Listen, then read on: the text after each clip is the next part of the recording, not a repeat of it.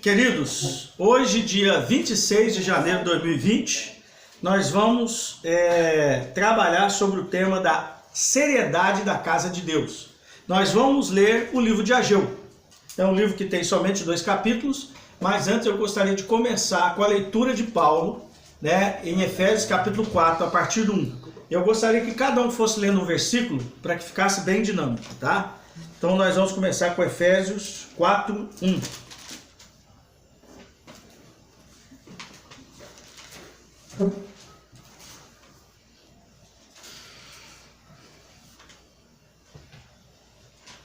Portanto, como prisioneiro unido ao Senhor, rogo-lhes que vivam de forma digna do chamado com o qual foram chamados. Seja sempre humildes, gentis e pacientes, suportando uns aos outros em amor. 3, versículo 3 agora.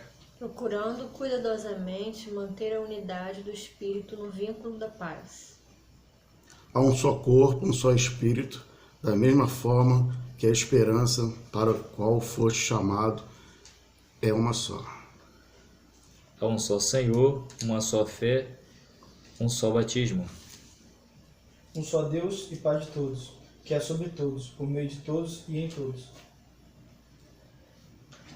Mas a graça foi dada a cada um de nós, segundo a medida do dom de Cristo. Como dizem as Escrituras Sagradas, quando ele subiu aos lugares mais altos, levou consigo muitos prisioneiros e deu dons às pessoas. Nota que diz ele, subiu ao céu. Isso significa que primeiramente ele desceu das alturas do céu até as regiões mais inferiores da terra.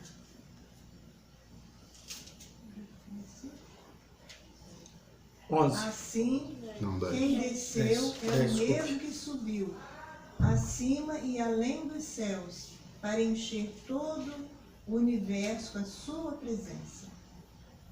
11. Foi ele quem deu dons às pessoas. Ele escolheu alguns para serem apóstolos, outros profetas, outros evangelistas e ainda outros para pastores e mestres da igreja. Sua tarefa é preparar o povo de Deus para a obra de edificar o corpo do Messias, até que todos cheguemos à unidade implicada pela confiança e pelo conhecimento do Filho de Deus e à plena virilidade, segundo o padrão de maturidade estabelecido pela perfeição do Messias. Então agora volta comigo Efésios 4:1. Nós vamos ver Paulo ele dando uma instrução para a igreja que estava na cidade de Éfeso. Olha, vocês são prisioneiros do Senhor. Por que nós somos prisioneiros do Senhor? Eu costumo dizer bastante aqui falar. Nós somos escravos de Deus. E Paulo vai falar isso muito na carta de Romanos, né? Nós somos escravos de Deus. Por quê? Porque aquele que está em Cristo, ele renunciou o livre-arbítrio. Eu gostei muito do que um irmão comentou comigo essa semana, que ele ficou meditando sobre o livre-arbítrio. Ele falou assim para mim, o que é o livre-arbítrio? Quando Deus criou o livre-arbítrio, ele estava dando o direito ao homem de desobedecê-lo, de querer amar a Deus ou rejeitar a Deus. Então, quer dizer, nós que estamos em Cristo, nós abrimos mão do nosso direito de rejeitar a Deus, de desobedecer a Deus. Então, nós não temos mais o livre-arbítrio. Se alguém que creu no Senhor Jesus e ainda fica usando o livre-arbítrio, essa pessoa ainda não compreendeu o Evangelho. Eu costumo deixar bem claro, aquele que compreendeu o Evangelho, quer dar a sua vida para Deus, dar a sua vida a Cristo, entregar a sua vida como uma oferta diária todos os dias como um sacerdote, essa pessoa, ela desistiu de seus sonhos, de seus planos, de suas vontades. E ela passou agora a dedicar a sua vida, conforme vai falar lá em Efésios 5, a partir do 1, que devemos buscar a conhecer a vontade de Deus.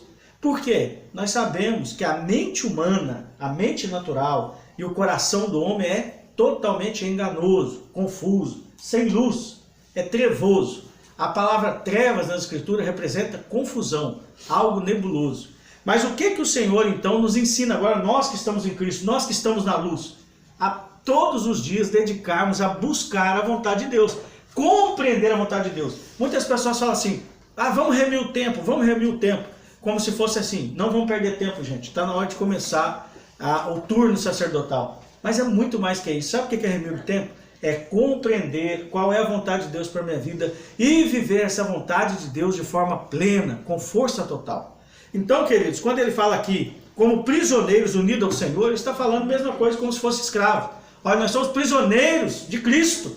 Nós pertencemos a Ele, nós estamos amarrados a Ele por amor. E aí ele vai seguir dizendo, vivam de forma digna da vossa vocação. Então nós temos uma vocação. Nós somos filhos de Deus, mas além de ser filhos de Deus, nós somos irmãos uns dos outros. Nós fazemos parte da família de Deus. E nós temos um dever dentro dessa família. Como dentro da nossa casa, né, o marido tem o seu papel, a esposa tem o seu papel, os filhos têm os seus papéis. Nós, assim também somos na casa de Deus, temos os nossos papéis, a nossa função, né? E talvez a sua não seja de pregar como eu estou fazendo. Talvez a sua não seja de cantar. Mas talvez você é aquela pessoa que vai sentar com o irmão e de fato está sobre a sua vida, de repente, o dom pastoral, ou a graça do aconselhamento, do encorajamento, conforme é Romanos 12, né, do versículo 4 ao 7. Então o que eu quero que vocês entendam?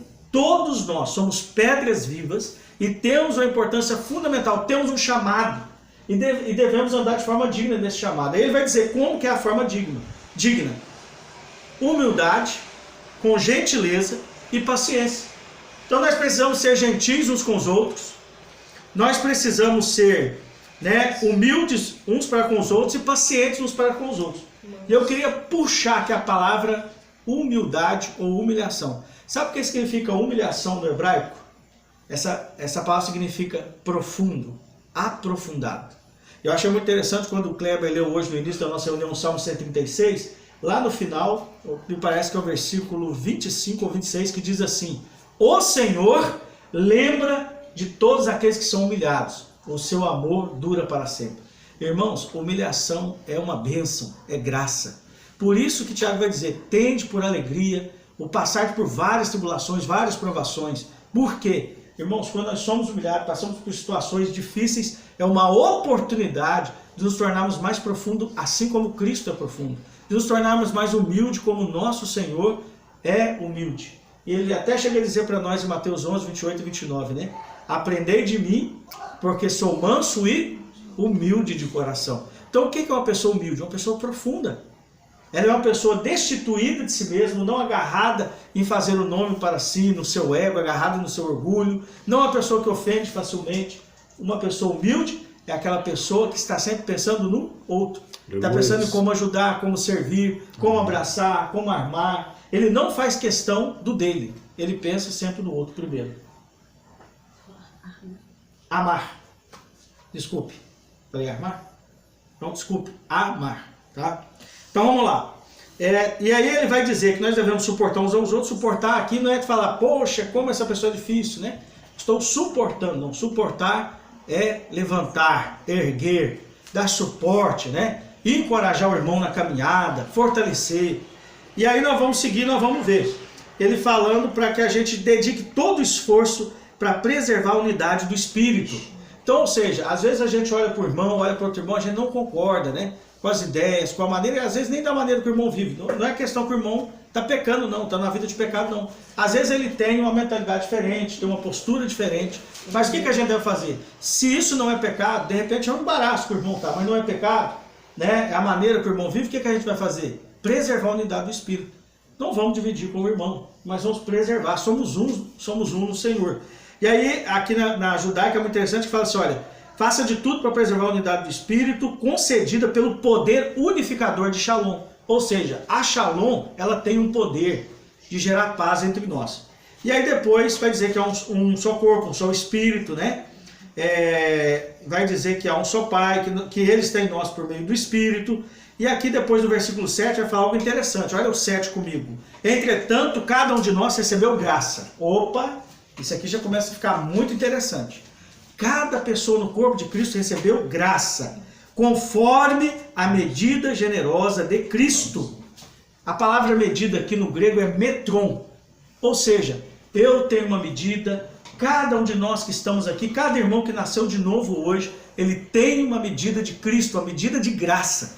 E essa medida que você recebeu, ela precisa ser desenvolvida. porque ela é importante para a comunidade que você congrega, ela é importante para a igreja de Cristo na cidade na qual nós habitamos. Porque você vai encontrar com o irmão no trabalho, você vai encontrar com o irmão na escola, ou até mesmo um vizinho, inclusive os irmãos que são seus domésticos da fé dessa congregação. E essa medida que Deus ele repartiu para você por meio de Cristo, você precisa desenvolver, porque o seu irmão, que é essa pedra viva, precisa dessa medida que está em você. Então nós devemos orar por isso. Senhor, quem eu sou em você, quem o Senhor é em mim, que isso cresça, que o Senhor cresça em mim, essa medida de graça cresça em mim, para que eu seja ativo e atuante na edificação dos meus irmãos. E aí vai seguir depois, eu não sei se vocês sabem, muita gente acha que isso aqui está falando quando Jesus desceu ao inferno. Não é, tá, gente? Isso aqui está escrito no Salmo 68, 19, né? No 18 e 19. Salmo 68, que diz assim, ó, depois que ele subiu às alturas, levou o cativo ao cativeiro e deu presentes à humanidade. Muita gente acha que é quando o Senhor morreu e então depois ressuscitou. Não, essa expressão aqui é uma expressão judaica para falar sobre triunfo. Quando os reis desciam para a batalha, eles batalhavam e depois que terminava a batalha, eles traziam os despojos. E quando eles traziam os despojos, então eles repartiam entre o seu povo. Então o que eu quero entender? Isso aqui é uma expressão judaica de vitória, uma expressão, né, festiva, uma expressão de triunfo. Melhor falando, é uma expressão de triunfo. E aí depois vai dizer, o que é a expressão ele subiu? Aqui está falando de ascensão de Cristo, né? Pode significar, senão também aquele que havia inicialmente descido à parte inferior da terra. Qual que é a parte inferior da terra? Roma, Jerusalém. Jerusalém, o Mar Morto está 400 metros abaixo do nível do mar. Jerusalém é uma das cidades baixas. Apesar de ela estar numa montanha, ela é uma das cidades baixas da terra, né? Principalmente o Mar Morto, aquela região. Foi? Pois então, aqui não está falando do inferno como as pessoas falam, né? Eu lembro disso também quando o Gino falou em 2011, quando esteve aqui sobre esse texto. Então, aqui está falando, Cristo, ele vindo como homem, ele foi para uma região baixa, aquela região, ele ficou na região da Galileia, né? Ele passou por aquela região do Mar Morto, então, ou seja, ele se fez homem. Então vamos falar, a encarnação de Cristo, tanto a ascensão de Cristo, do Cristo glorificado, Paulo está falando disso, né? Ou seja, uma expressão de triunfo. Ele veio, se revestiu de carne, não pecou, morreu sem pecado, nos resgatou com a sua morte vicária, né? Com a sua morte santa, ressuscitou, fomos justificados e se ascendeu ao céu. Então aqui ele está falando desse grande mistério de Deus, que é a encarnação de Jesus. E aí depois ele vai seguir dizendo, né?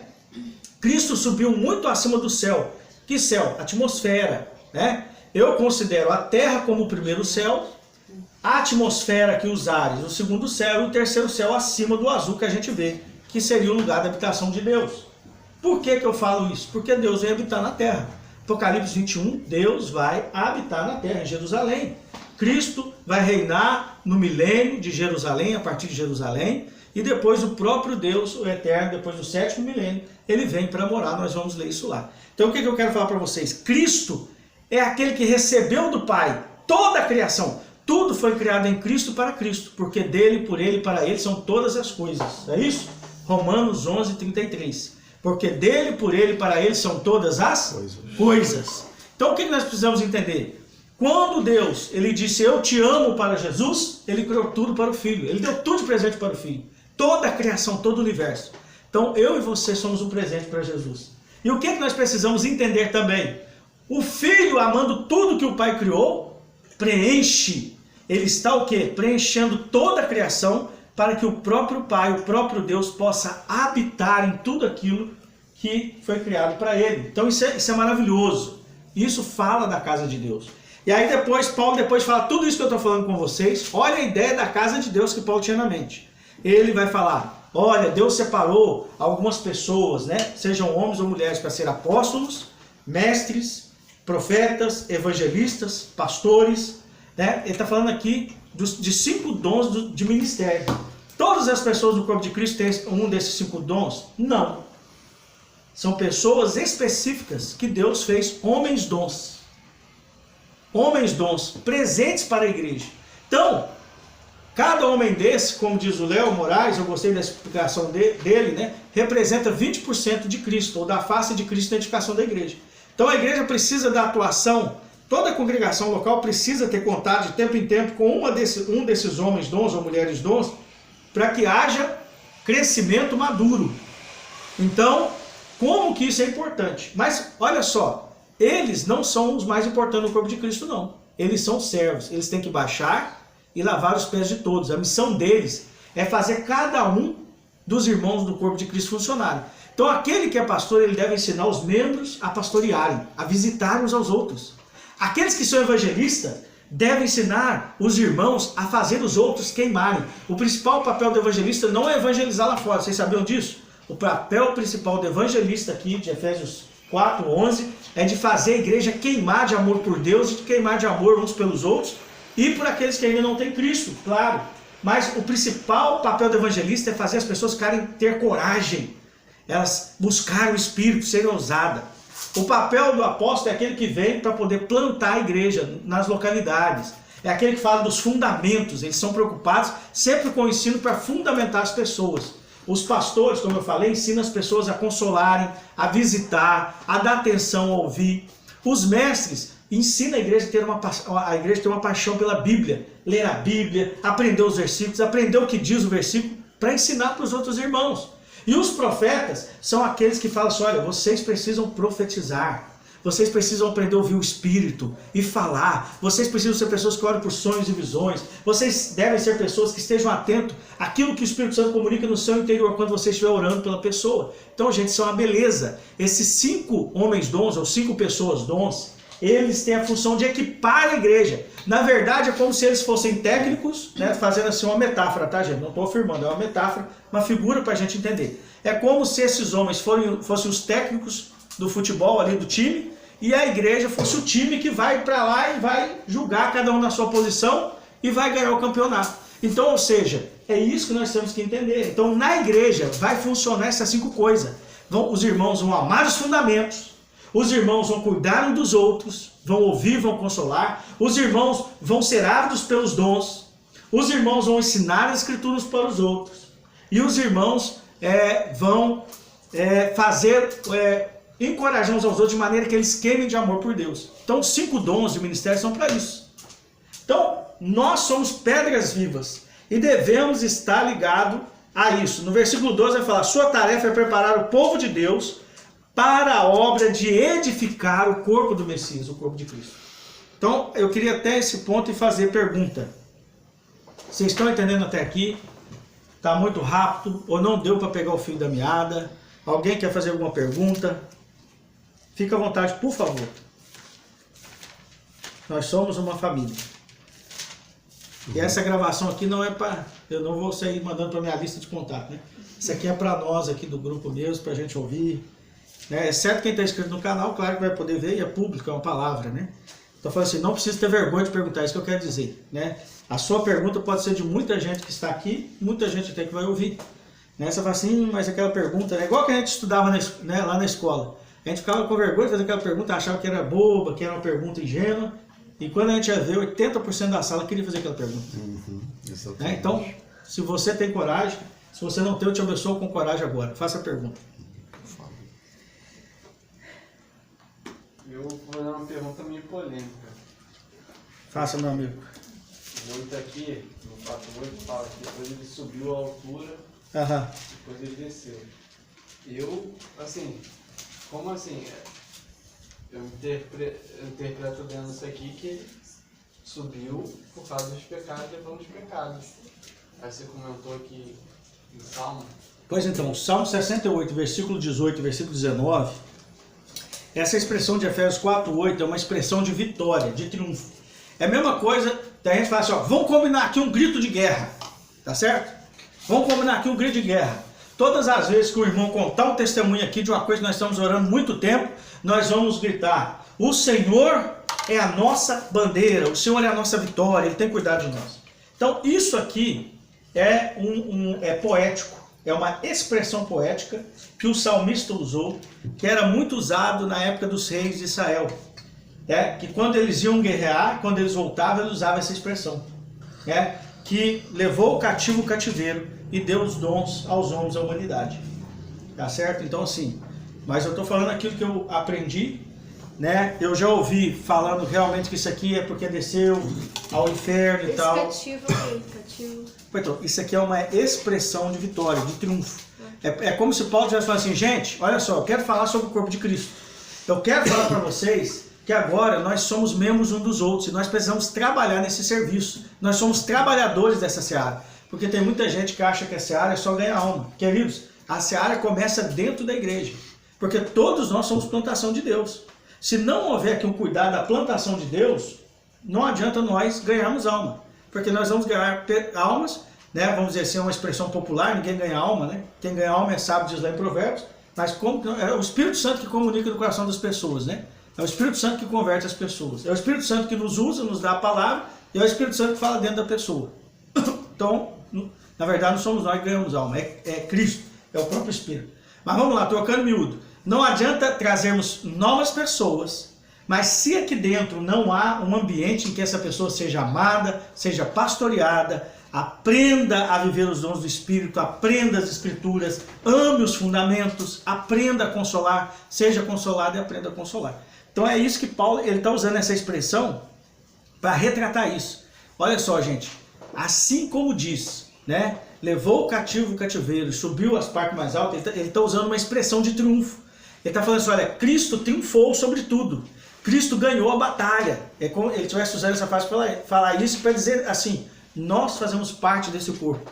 Por isso, então, eu posso usar essa frase aqui. Ele pega emprestado, Paulo pega emprestado do Salmo 68, versículo 18, versículo 19, para fazer uma expressão de triunfo. Nós fazemos parte do corpo e nós temos que estar juntos, nós recebemos uma medida do Messias.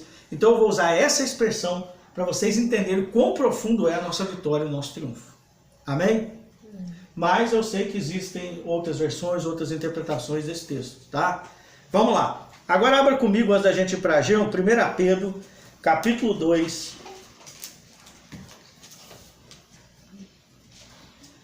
1 Pedro 2. Eu ia ler do 5 em diante, mas vou ler do 1, que aí fica até mais claro. Eu vou ler aqui na minha Bíblia, versão judaica completa, mas eu queria que vocês acompanhassem. Se alguém tiver alguma pergunta, lembrou de algum texto, você quer completar com algum texto, alguma coisa que o Espírito está te comunicando, vamos junto. Todos somos sacerdotes. Amém. Não existe aqui assistentes, leigos. Todos somos oficiantes em Cristo. 1 Pedro capítulo 2, versículo 1. Portanto, livrem-se de toda maldade e de todo engano, hipocrisia, inveja e de todas as formas de maldizer as pessoas. Sejam como recém-nascidos, sedentos do puro leite da palavra, para que, por meio dele, cresçam para a libertação. Porque vocês provaram que o Senhor é bom. Né? Ele está usando aqui o Salmo 34:8, né, para falar. Versículo 4 agora. À medida que se aproximam dele, de Cristo, né, a pedra viva, rejeitada pelas pessoas, mas escolhida por Deus e preciosa para ele, vocês mesmos, como pedras vivas, olha só, somos semelhantes a Cristo, olha só. Né? Vocês mesmos, como pedras vivas, estão sendo utilizados na edificação, na construção, né, de uma casa espiritual para serem sacerdotes, separados para Deus, a fim de oferecerem sacrifícios espirituais aceitáveis a Ele, por intermédio de Jesus Cristo. Esta é a razão das Escrituras dizer, vejam, ponho em Sião uma pedra angular, escolhida e preciosa, e todo aquele que põe sua confiança nela, com certeza não será humilhado. Né? Depois vai dizer, portanto, para vocês, os que mantêm a confiança, esta pedra é preciosa, mas para aqueles que não confiam, não têm fé, né, elas são uma pedra de tropeço. A mesma pedra que os construtores rejeitaram. Quem são os construtores, gente? Os sacerdotes e o sinédrio da época que Jesus veio. Né? Os 70 anciãos que compunham o sinédrio, ou Sanhedrin em hebraico, quando Jesus veio, por exemplo, Nicodemos compunha o sinédrio, outra pessoa compunha o sinédrio lá, era aquele que pegou o corpo de Jesus, José de Arimateia. Então os príncipes da época eram os sacerdotes, né? O sumo sacerdote e esses homens do Sinédrio, que eram as autoridades de Israel. Estes, que eram construtores, porque eles tinham a lei de Deus na mão, eles rejeitaram o Messias. Então por isso que ele está dizendo aqui, a mesma pedra que os construtores rejeitaram, tornou-se a pedra angular, e também pedra que faz as pessoas tropeçarem em rocha sobre a qual caem. Está falando desses homens que rejeitaram a Cristo, né? Eles tropeçam na palavra, desobedecem a ela, como foi planejado. Romanos 9 a 11. O Senhor endureceu os ramos naturais, Israel, para que eles fossem quebrados e nós, os gentios, fôssemos enxertados. Para que nós, que não éramos povo de Deus, tornássemos povo de Deus, junto com Israel, né? Então está falando aqui, ó, eles tropeçaram na palavra, desobedecem a ela como foi planejado. Como que Cristo ia ser revelado? Como a videira. Vocês lembram que eu tenho explicado para vocês? Ó, a oliveira na Bíblia representa o sacerdócio do povo de Deus. O povo de Deus no seu sacerdócio. A videira representa o povo de Deus. E a figueira representa a nação. Então nós vamos ver isso no livro de Isaías, no livro de Jeremias. Então, oliveira representa o...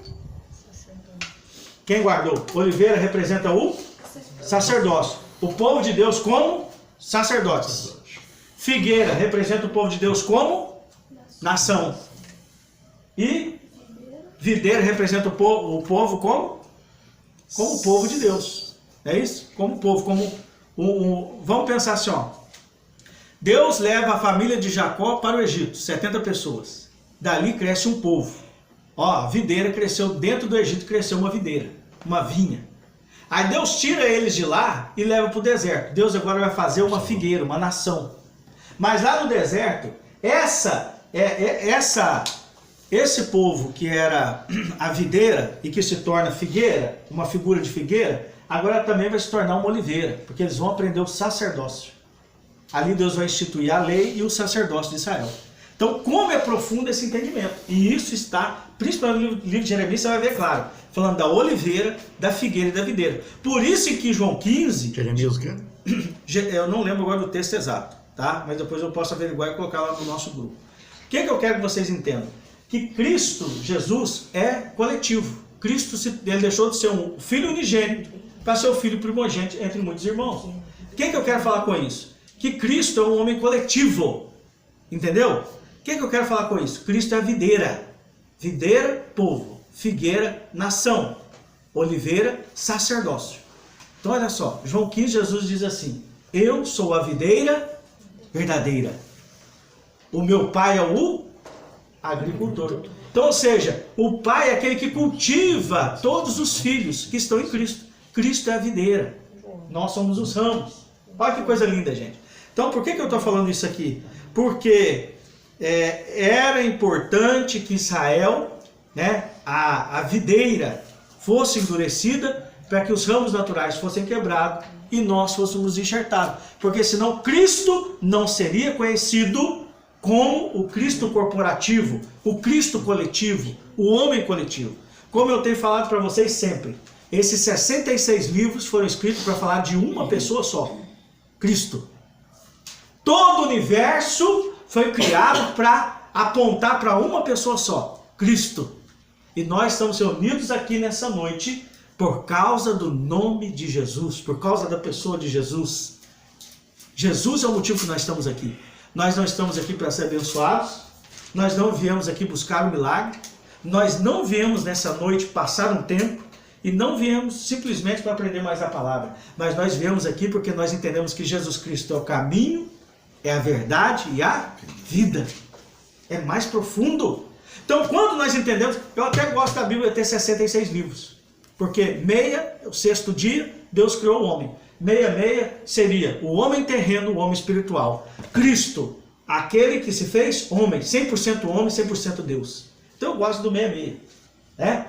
Cristo, homem, Cristo Deus. Ou seja, aquele que desceu, se fez carne, foi ressuscitado, recebeu o corpo de glória, está sentado à destra do nosso Pai e voltará e reinará de Jerusalém. Ele será o rei dos judeus. Ele é e será o rei dos judeus, reinará a partir de Jerusalém.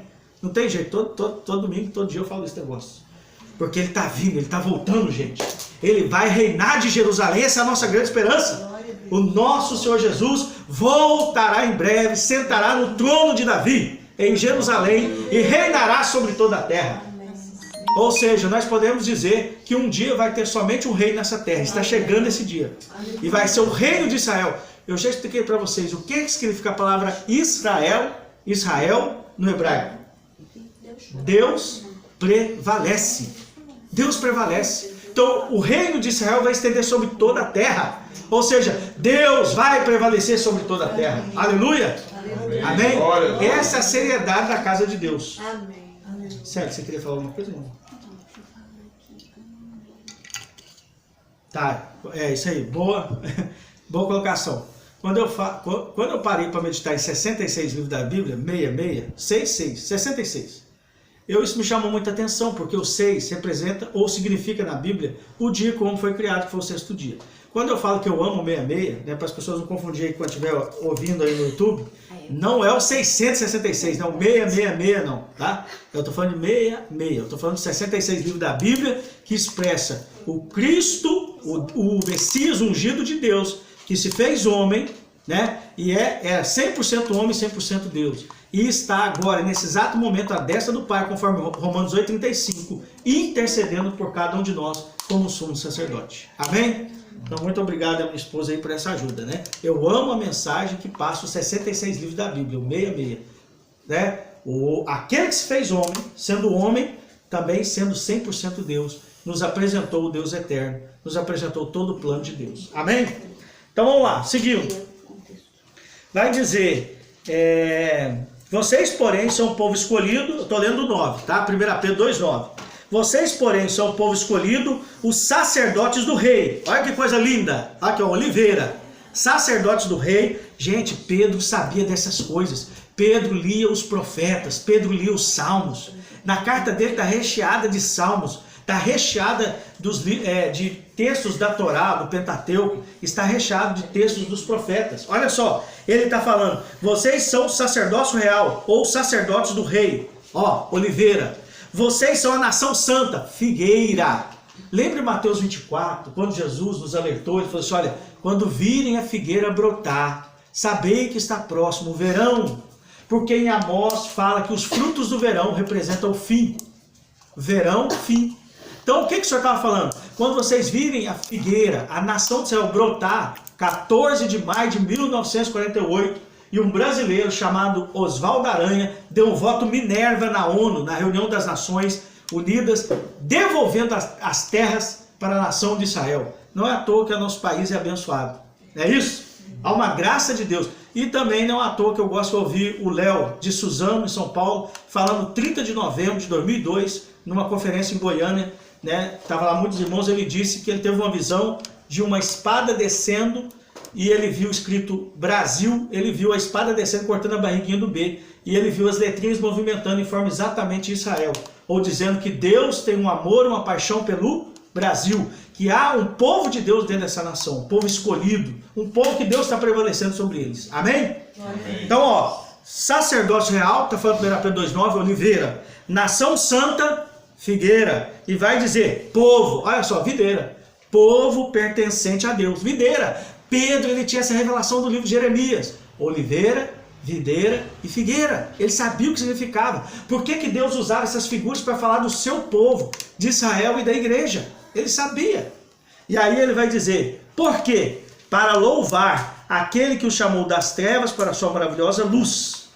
Anteriormente nós não éramos um povo, mas agora somos povo de Deus. Antes não havíamos recebido misericórdia, mas agora nós recebemos por meio de Jesus Cristo. Amém? Glória a Deus. Amém. Quantas horas aí? Alguém me ajuda no horário, que o meu celular está gravando. 9. Eu queria ler o profeta Ageu, não vai dar tempo. Mas vamos para Apocalipse 21 e depois nós vamos trabalhar o profeta Ageu. Porque eu comecei tudo isso aqui porque eu queria ir no profeta Ageu.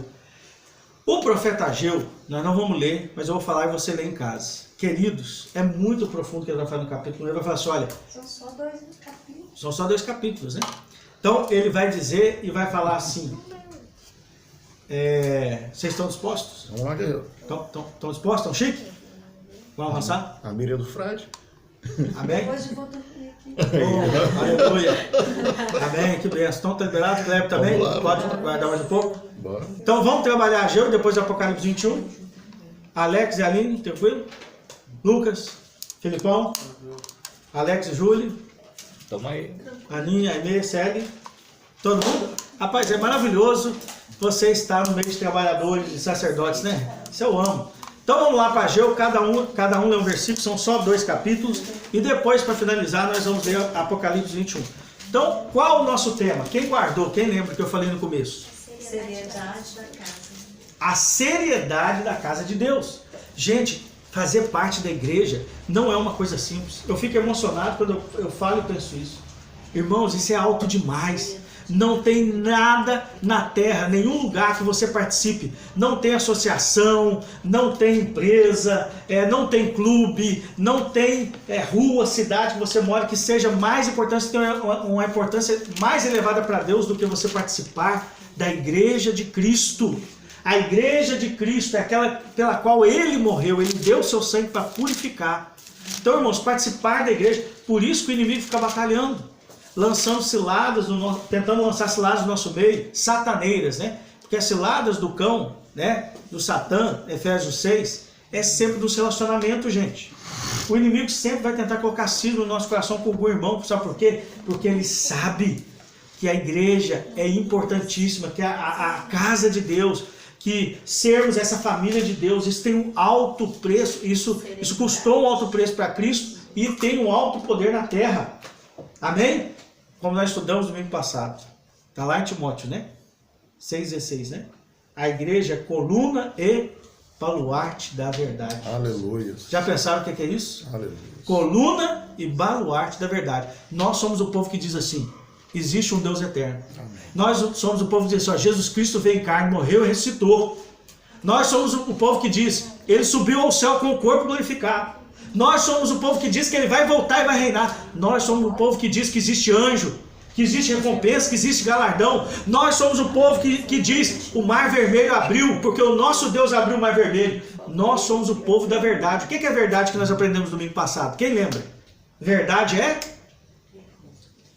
O que é a palavra verdade no hebraico significa? Realidade. Verdade no hebraico é firmeza e estabilidade, que se traduz por realidade. Ou seja, por isso que Hebreus 11:1, Hebreus vai dizer, o escritor dos Hebreus vai dizer que a fé é o firme fundamento das coisas que não se vê e a prova das coisas que se esperam. É realidade. Nós somos o povo da fé, nós somos o povo da verdade. O que é verdade? Realidade. Então, nós não vemos essas coisas, são invisíveis. Mas o invisível para nós, o nosso Deus, o seu trono, o seu reino e tudo que Ele operou e que Ele opera, para nós é mais real do que nós estamos tocando aqui nessa noite. Do que as pessoas, do que as cadeiras, do que essa luz que nós estamos vendo. Amém. Porque nós, a igreja do Deus vivo, somos coluna e baluarte da verdade. Nós somos o povo que crê no invisível. Esse texto é qual de Efésios e baluarte? É qual? É 1 Timóteo 6,16, depois alguém confere se eu estou falando correto. Eu tenho mania de citando os textos, semana passada eu errei uns 4. Conferir. Eu troquei Hebreus, eu falei Hebreus 14:12, mas Hebreus só vai até 13, é 12:14. Segui a paz com todos e a santificação, sem a qual ninguém verá o Senhor, né? Eu falei semana passada. Primeiro? 1 Timóteo 6,16, vê se é isso. Não? Então pega aí, por favor, no aplicativo aí, pega aí, Alex, para nós aí no aplicativo da Bíblia, coloca baluarte, 1 Timóteo. É até bom pra gente corrigir. Aí fala o Deus imortal, invisível, mas real, né? 1 Timóteo 6,16. Nós usamos esse texto também no domingo passado. Ou seja, ele é invisível, mas é real, é verdade.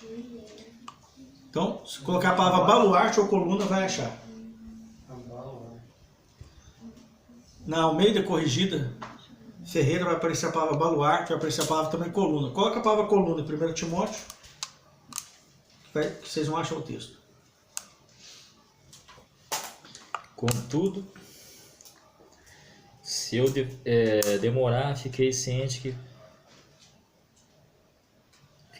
de como as pessoas devem se comportar na casa de Deus, que é a igreja de Deus vivo, coluna e fundamento da verdade. Ó, coluna e fundamento da 1 verdade. Timóteo 3,15. 1 Timóteo 3,15. Desculpa aí, gente.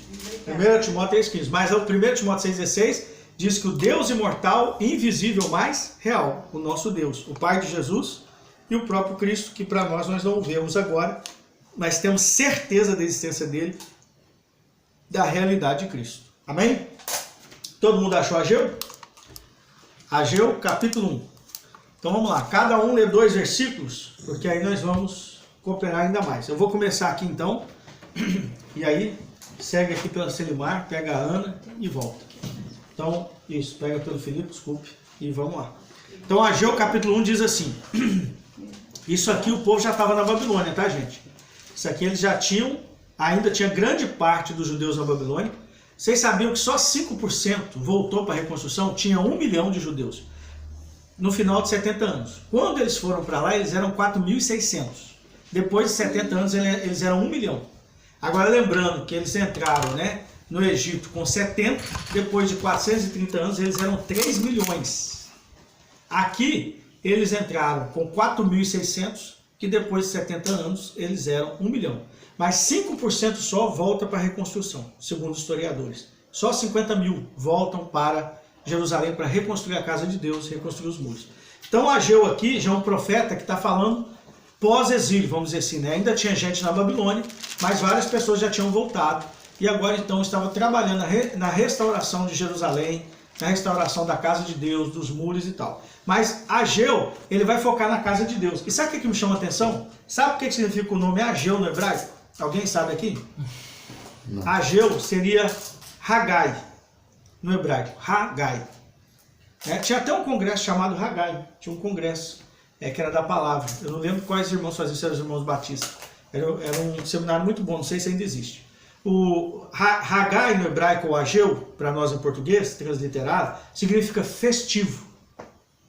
Festivo. Sabe o que me lembra? Zacarias 14. Fala que no final, né, no milênio, vai todo mundo, todas as nações têm que subir a Jerusalém na festa dos tabernáculos. Quem não subir na festa do tabernáculo, não vai ter chuva sobre o seu país, sobre a sua região. Então, Ageu, para mim, lembra da festa de tabernáculo. Deus e o seu filho tabernaculando sobre a terra após o 7º milênio. Então vai apontar para a casa de Deus. Olha que lindo aqui. No 2º ano de Dario, o rei, no 1º dia do 6º mês, a seguinte palavra de Adonai veio por intermédio de Ageu, o profeta, a Zorobabel, o filho de Salatiel, governador de Judá, e a Josué, filho de Josadaque, o sacerdote, o sumo sacerdote. Eis o que diz o Senhor dos Exércitos. Não é à toa que está falando do Senhor dos Exércitos, tá? Porque o Senhor estava batalhando contra eles, porque eles estavam fora da posição, eles estavam em injustiça. Eles precisavam de entrar em justiça, eles estavam fora da vontade de Deus. Então por isso que vai dizer, eis o que diz o Senhor dos Exércitos. Este povo está dizendo que agora não é o tempo. Ainda não chegou o tempo para a casa de Adonai ser reconstruída. Versículo 3. Sou eu? Isso. Então esta palavra de Adonai veio por intermédio de Hagai, Ageu, né? O profeta. Isso. Este é o tempo de vocês viverem em casas bem adornadas de suas propriedades, enquanto esta casa jaz em ruínas. Jaz em ruínas, a pergunta. Isso, até aí. Então eu queria falar aqui o seguinte, olha só, então, tá falando aqui, né, o rei Dario foi um rei Medo, não é isso? Depois vocês verificam para mim aí, mas se eu não tiver colocado rei Medo. E interessante que foi nos dias de rei Dario que Daniel foi lançado na cova dos leões. Segundo alguns historiadores, Daniel tinha 85 anos quando ele foi lançado na cova dos leões. Isso quer dizer, gente, que mesmo a gente velhinho, Deus não para de nos esticar. Deus não para de nos esticar. Tá certo? Por isso nós temos que orar pelo espírito de entendimento ou de revelação. Paulo orava sempre pelos irmãos. Por quê? Espírito de entendimento fala de esticar, ser estendido em Cristo. Porque pelo poder Deus criou a terra, pela sabedoria ele firmou, né, a terra, e pelo entendimento ele estendeu os céus. Então, ou seja, o espírito de poder gera a vida de Cristo em nós, o espírito de sabedoria nos firma em Cristo, e o espírito de entendimento, quando nós vamos pelo espírito de entendimento, nós somos estendidos, nós crescemos, nós somos esticados, nós somos desenvolvidos. Então olha só, Daniel com 85 anos, o Senhor não poupou Daniel de crescer na fé, de crescer na intimidade com ele. Então o rei Dario, era nos dias do rei Dario agora que o povo já tinha voltado. Lembra que em Daniel 9, Daniel intercedeu, ele entendeu que tinha terminado os 70 anos na Babilônia, ele leu Jeremias e entendeu que tinha encerrado. E ele orou pela restauração. Então foi exatamente o Dario que foi quem foi usado para poder olhar para Neemias o copeiro, ver que Neemias estava triste. E aí ele fala da ruína que estava Jerusalém, a casa de Deus queimada, os muros queimados. E aí então Dario libera Neemias, vocês lembram disso, né? O livro de Neemias. E então começa a restauração. Agora esse povo já está lá para restaurar, mas o povo fez o seguinte, chegou lá, começou, restaurou o altar, mas depois todo mundo ficou de boa. Eles não preocuparam com a casa de Deus. Estava cada um reconstruindo a sua casa, prosperando, ficando tudo bem, e a casa de Deus lá em ruína. Aí o senhor vai usar o profeta Ageu e falar, gente, presta atenção, vocês são os príncipes, sempre os líderes. Tiago 3:1. Não sejais muito de vós mestres, sabendo que o vosso juízo será mais severo. Deus pega pesado com os pastores, com os líderes, Deus pega pesado nas escrituras, né? Com aqueles que são os príncipes, são os sacerdotes, são os líderes, né? Agora todos nós somos sacerdotes. Na antiga aliança tinha só uma tribo, mas agora todos nós. Então, ele vai falar aqui agora para Zorobabel, que era o governador, filho de Salatiel, e ele vai falar para Josué, que era o sumo sacerdote. Ageu vai entregar a palavra para os líderes. Ó, vocês estão falando que não é tempo de construir a casa de Deus, não? Mas vocês podem viver as casas luxuosas, as casas quentinhas, as casas bonitas. Mas a casa de Deus continua em ruína. Então aqui o Senhor está trazendo uma exortação, um encorajamento para eles abandonar aquele lugar. Agora versículo 5. Assim ordena o Senhor dos Exércitos, considerai, pois, o vosso passado. Semeaste muito, mas colheste pouco, comeis, mas não vos satisfazeis, bebeis, mas não consegues matar a sede, vestivos, mas ninguém se sente aquecido e confortável. O que recebe salário, recebe para depositá-lo numa bolsa furada. As coisas são retidas pelo fato de não cuidar da casa de Deus. Por isso que eu queria falar com vocês hoje, a seriedade da casa de Deus. Nós temos muitos filhos de Deus que não prosperam, não andam. Está tudo travado, porque eles são uma pedra viva, deve estar atento, desenvolver, para cooperar, para colaborar, e fica travado. Gente, a minha vida ficou travada, né? Principalmente no período que eu queria ficar só eu mesmo, eu quietinho no meu canto, não queria envolver, não queria trabalhar na casa de Deus. Porque a gente acha que quem trabalha na casa de Deus são os pastores, os mestres, os apóstolos, profetas, evangelistas. Não! Ele nos equipa para que todos nós funcionemos no pastoreio, no ensino, no fazer queimar, aquilo que eu já falei aqui no começo. Então o que eu quero dizer para vocês? Muita gente tem a vida travada. Às vezes é até generoso, às vezes até dá. Às vezes o cabra semeia, né? A pessoa dá, oferta e tal, mas a vida ainda está travada. Por quê, irmão? Você é uma pedra viva. Você tem que estar numa comunidade local. Você tem que desenvolver e atuar. Né? Talvez você é aquela pessoa que tem percepção. Hoje eu conversava, né, com o Cleber sobre isso. Né? Se nós observamos alguma coisa do nosso irmão, se nós percebemos alguma coisa, nós devemos imediatamente ajudar o irmão, encorajar ele para crescer em Cristo, para ser aperfeiçoado. Um ferro afia o ferro. Né? Isso, o Alex leu para nós, Provérbios 27:19. Né? Assim como o ferro afia o ferro, é o seu próximo, no sentido de aperfeiçoar o outro, né? O seu amigo. Então o que eu quero dizer para vocês? Esse povo aqui não queria trabalhar para reconstruir a casa de Deus. Aqui era o segundo templo. O primeiro templo de Salomão foi destruído por quem? Quem lembra? Quem foi o imperador que foi lá e destruiu o primeiro templo? O templo de Salomão. Foi Nabucodonosor. Nabucodonosor, o rei da Babilônia, que foi lá e destruiu o templo e queimou o templo, o primeiro templo. Então, prosseguir. Versículo 7. Pensem bem nisso, diz o Senhor dos Exércitos. Pensem em como vocês têm agido e vejam qual foi o resultado. No 7 só, né? O 8 também. Então subam os montes e de lá tragam madeira para reconstruir o meu templo. Eu me alegrarei nele e aparecerei ali em toda a minha glória. Gente, isso aqui é lindo, né? Porque o Senhor fala assim, suba a montanha. Gente, o Monte Sião, eu creio que é o Éden que estava na terra que subiu. É o lugar que Deus habita.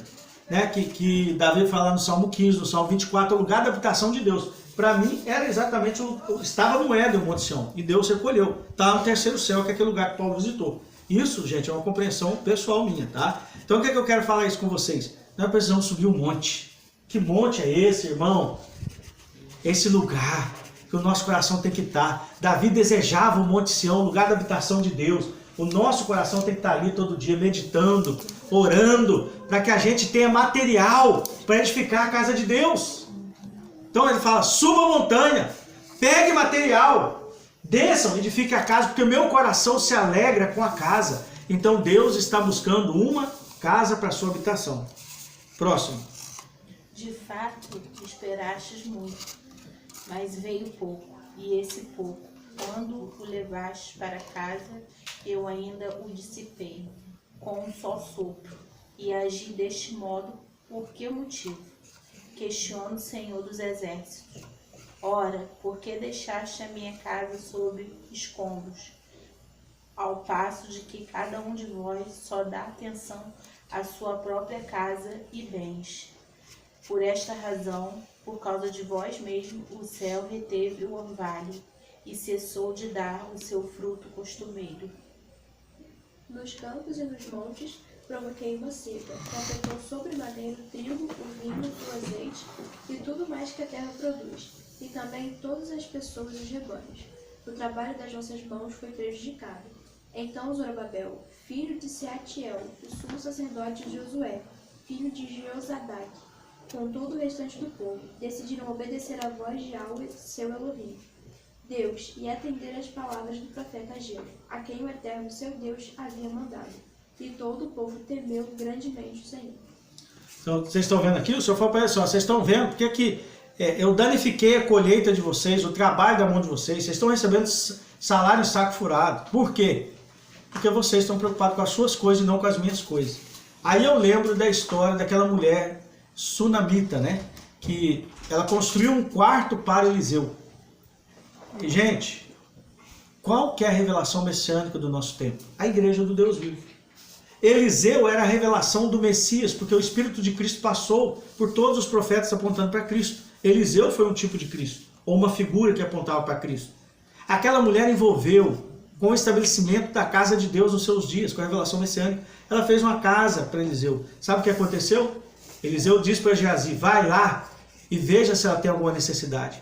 Ela estava tão satisfeita, tinha um coração tão satisfeito, eu acredito que o coração do Monte Sião, que ela falou assim, não, eu não preciso de nada, eu estou bem.